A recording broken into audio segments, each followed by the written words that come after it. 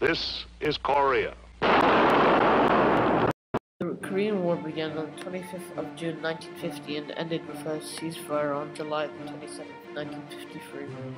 Japan had occupied Korea since the early 1900s, and 40% of Japan's soldiers during World War II were Korean. In 1945, at the end of World War II, the US struck a deal with the Soviet Union concerning the occupation of Korea.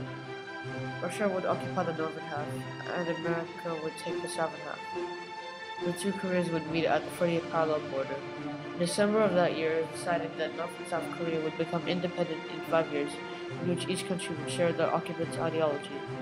North and South Korea became independent in 1948.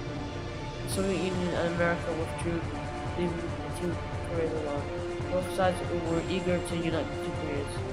Since the end of World War II, America was adamantly opposed to communism and the spread of its seed. Any attack on South Korea would most likely provoke America to retaliate. On the 25th of June 1950, in the early hours of the morning, the North Korean army crossed into the 30th parallel into South Korea.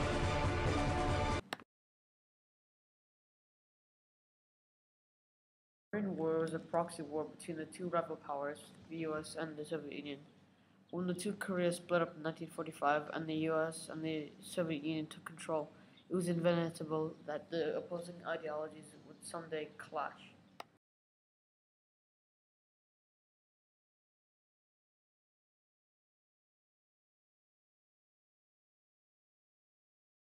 The two sides increased ever since their independence from Japan in 1945. Both sides wanted to unite the two countries, but under their respective ideologies.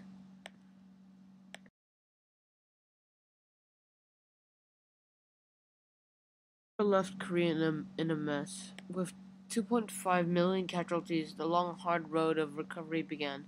Many thousands of Koreans were displaced throughout the war.